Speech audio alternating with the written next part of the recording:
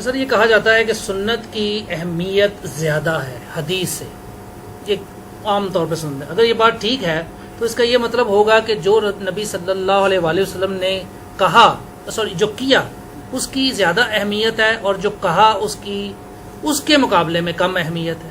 کیا یہ تو سوال ہی ثانوی ہے. پہلا سوال یہ کہ سنت اور حدیث میں فرق کیا ہے؟ وہ جی وہ پہلے وہ سوال کریں گے تو پھر اگلی بات شروع ہوگی نا.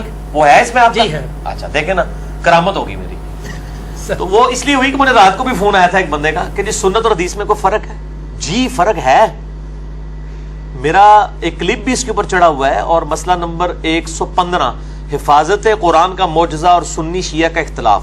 اس میں قرآن کی 7 قرات کا اختلاف، اسی طریقے سے سنت اور حدیث کا. اور میں نے اس میں کہا ہے کہ قرآن سنت سے ٹرانسفر ہوا ہے اور سنت مقدم ہے قرآن پر. میرے جملے پہ غور کرنا ہے. سنت مقدم ہے قرآن پر. کیوں؟ قرآن کے نزول سے پہلے کی سنتیں چل رہی تھی. الحج اشہر معلومات، حج کے مہینے تو سب کو معلوم ہے. اللہ نے حج کے مہینے قرآن میں بتائے نہیں ہیں، کہا یہ سب کو پتا ہے کیونکہ سنت ابراہیمی سے ٹرانسفر ہو رہے تھے. قرآن کے نزول سے پہلے قرآن سنت کو دلیل بنا رہا ہے.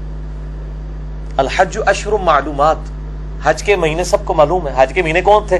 رمضان کے فوراً بعد والے مہینے، کیونکہ اس وقت تو ظاہر ہے کوئی جہاز میں سفر نہیں ہوتا تھا، کئی مہینے پہلے یہ احرام باندھ کے ان کو چلنا پڑتا تھا، تب جا کے وہ پہنچتے تھے، یہ سفر اختیار کرتے تھے اور راستے میں احرام باندھتے تھے. تو سنت مقدم ہے، یعنی سنت پہلے سے ہے، قرآن بعد میں آیا ہے. اور قرآن کس طرح ٹرانسفر ہوا ہے؟ سنت سے. سنت ہی کو ہم عملی تواتر بھی کہتے ہیں، اسی کو اجماع امت بھی کہتے ہیں. تو سنت اور اجماع امت یہ تو اتنی بڑی چیز ہے کہ اس قرآن کی اتھینٹسٹی سنت ہے. یعنی ہمارے سامنے تو قرآن نازل نہیں ہوا، یہ تو قرآن کے اندر لکھا ہے نا، انا نحن نزلنا الذکر وانا لہ لحافظون. وہ تو اگر میں کو کتاب لکھ کے اس کے اندر لکھ دوں یہ محفوظ ہے، اس کو ایکسٹرنل سورس کیا بتائے گا کہ یہ واقعی محفوظ ہے؟ وہ سنت ہے کہ پوری دنیا میں کسی کے پاس اس قرآن کے علاوہ اور کوئی کتاب نہیں ہے، چاہے سنی ہو، شیعہ ہو، اس کے جتنے آف شوٹس ہوں، حنفی، شافعی، مالکی، اہل حدیث، بریلوی، دیوبندی، شیعہ کے اثنا عشری ہوں، اسماعیلیہ ہوں، زیدیہ ہوں، سب کے پاس یہی قرآن ہے. تو تواتر اور سنت نے اسے ٹرانسفر کیا. حدیث یہ ہے کہ سنت کو ریٹن فارم میں ریکارڈ اس کا جمع کیا گیا 30 صدی ہجری کے اندر. اب امام بخاری نے پوری صحیح بخاری کے اندر پورا نماز کا طریقہ تو انہوں نے بھی لکھا. ہم بھی جب نماز کا پمفلٹ لکھتے ہیں 140 حدیث لکھی ہیں، کچھ بخاری سے، کچھ مسلم سے، پھر ابو داؤد سے. اگر بخاری میں پوری نماز کا طریقہ نہیں ہے تو امام بخاری نماز کیسے پڑھتے تھے؟ وہ حدیثوں کی وجہ سے نہیں پڑھتے تھے، سنت کی وجہ سے پڑھتے تھے. کیونکہ صحابہ نے سیکھا نبی علیہ السلام سے، تابعین نے صحابہ سے، تبع تابعین نے تابعین سے، یہ چین چلی. وہی 30 صدی ہجری میں اسی چین کو ریٹن فارم میں جمع کیا گیا. سنت ظاہر ہے بہت بڑی چیز ہے حدیث سے. سنت کو ریٹن فارم میں جو ریکارڈ رکھا گیا وہ حدیث ہے. لیکن آج کی ڈیٹ میں یہ ایکویلنٹ ورڈ ہے. کیوں بھائی؟ سنت کا ہی ریکارڈ ہے حدیث. بخاری مسلم میں جو احادیث لکھی گئی ہیں وہ آپ صلی اللہ علیہ وسلم کی اور صحابہ کی سنتیں ہی ہیں، ان کو ریٹن فارم میں رکھا گیا. تو بخاری مسلم نہ بھی ہوتی، کئی ایک سنتیں بخاری مسلم کے بغیر ٹرانسفر ہو رہی ہیں. یعنی کسی سے حدیث میں موجود نہیں ہے کہ مردے کو آپ نے کیسے دفنانا ہے، لیکن امت نے سنت اور تواتر اور اجماع سے ٹرانسفر کیا کہ ہم مردے کو قبلہ رخ دفناتے ہیں. یہ سنت ہے، اجماع ہے، اس کے لیے حدیث کی ضرورت نہیں ہے. قرآن کی اتھینٹسٹی بھی اجماع امت اور سنت ہے. تو یہ گاندھی صاحب کا موقف ٹھیک ہے کہ سنت مقدم ہے، اور یہ حقیقت بات ہے. باقی یہ جو ہے نا کہ حدیث وہ بھی سنت ہی کی ایک فارم ہے، ریٹن ریکارڈ ہے. اب ایک سنت وہ ہے جو 1400 سال بعد ہم تک پہنچی، ایک وہ سنت ہے جو 8 سے 1200 سال پہلے فریز کر دی گئی. آپ تو انجینئرنگ کی فیلڈ کے نا، کہتے ہیں ڈرائنگ فریز کر دینا. وہ زیادہ اتھینٹک ہوگی جو 1200 سال پہلے فریز ہوئی، جو آج تک فریز نہیں ہو رہی وہ ہے. سنت اور اجماع وہ مانا جائے گا جو پوری دنیا میں ایک ہو. اگر انڈیا پاکستان میں سنت یہ ہے کہ قبروں سے مانگو، سعودیہ والے کہتے ہیں شرک ہے، تو یہ سنت نہیں ہے. سنت ہوتی ہے پوری امت ایک ہی بات کرے. جیسے پوری امت کہتی ہے نمازیں 5 ہیں، پوری امت کہتی ہے نماز قبلہ رخ پڑھنی ہے، پوری امت کہتی ہے فجر کے 2 فرض، ظہر کے 4، عصر کے 4، مغرب کے 3، عشاء کے 4 ہیں. یہ سنتیں ہیں. سنت یہ نہیں ہوتی ہے کہ وہ رائے ونڈ میں گیا تو مطلب وہاں پہ اجتماعی دعا نہیں ہوتی ہے فرض نماز کے بعد. لیکن رائے وینڈ سے جیسے ہی باہر نکلے سارے دیوبندی فرض کے بعد اجتماعی دعا کراتے ہیں اور اہل حدیث کو کہتے ہیں تکو جی دعا ہی نہیں مانگتے. تو یہ کون سی سنت ہے جو رائے وینڈ میں جا کے سنت مان جاتی ہے, باہر نکل کے وہ بدعت مان جاتی ہے؟ یا وہاں پہ بدعت تھی, یہاں نکل کے سنت ہو گئی. سنت وہ ہوتی ہے جو سب یونینیمسلی ایگریڈ ہو, اجماع اس کو کہتے ہیں, عملی تواتر. اس کے لیے پھر قرآن اور حدیث سے دلیل کی ضرورت ہی نہیں ہے, کیونکہ پوری امت ہی جب کہ قرآن و سنت یا قرآن اور صحیح حدیث کی دلیل اس وقت آئے گی جب اختلاف آئے گا.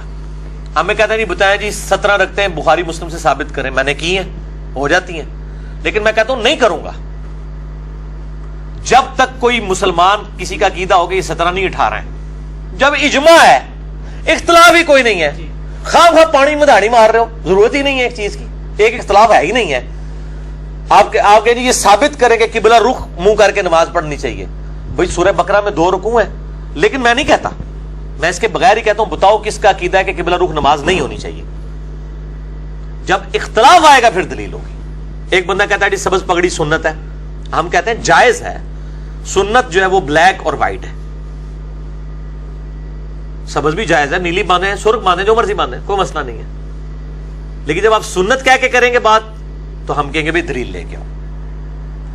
تو حدیث کا ریکارڈ جو موجود تھا فریز ہوا, بعد میں تو ہر جگہ کی سنتیں علادہ ہو گئی. جو اجماعی سنتیں ہیں وہ ظاہر ہے, امام شافعی نے کتاب الام میں لکھا ہے کہ اگر صحیح حدیث بھی کوئی مل جائے اور وہ سنت کے خلاف ہو, اجماع کے خلاف ہو, وہ حدیث نہیں مانی جائے گی. بالکل ٹھیک ہے, کیونکہ وہ حدیث منسوخ تصور کی جائے گی, چاہے صحیح بھی ہے یا درایتن وہ صحیح نہیں ہوگی, کیونکہ پوری امت کبھی گمراہی پہ جمع نہیں ہوگی. المستدل علاقے میں صحیح سند کے ساتھ حدیث ہے, میں نے اجماع کے اوپر پورا لیکچر دیا مسئلہ 31 کہ میری امت کبھی گمراہی پہ جمع نہیں ہوگی. اگر پوری امت کوئی ایک بات کر رہی ہے اور حدیث میں کچھ اور آ گیا ہے, وہ حدیث ہی منسوخ ہوگی یا مردود ہوگی یا ضعیف ہوگی یا من گڑت ہوگی. اگر صحیح بھی ہوگی درایتن وہ صحیح نہیں ہوگی, درایتن بھی صحیح ہوگی تو منسوخ تصور کی جائے گی. لیکن سنت کے خلاف ہو, اجماع کے, انڈیا پاکستان کے مولویوں کی بنائی ہوئی سنتیں نہیں, جس کو پوری امت نے سنت مانا ہو. تو یہ ہے سنت اور حدیث کا فرق.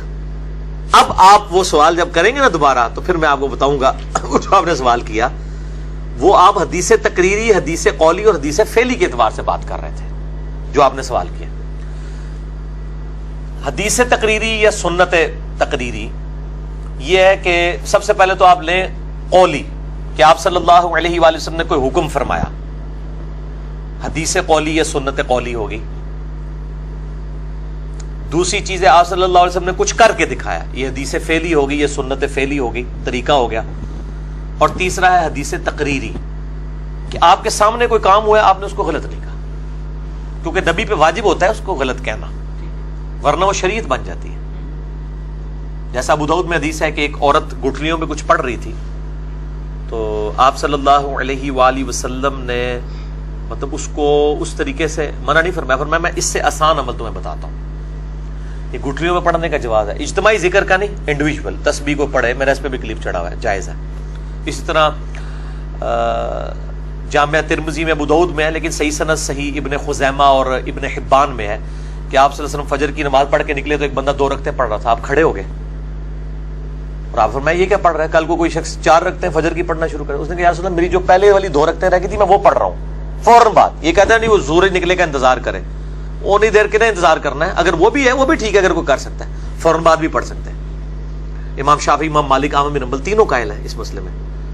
تو آپ صلی اللہ علیہ وسلم سے جب اس نے عرض کی کہ میں یہ فجر کی 2 سنتیں پڑھوں, آپ خاموش ہو گئے.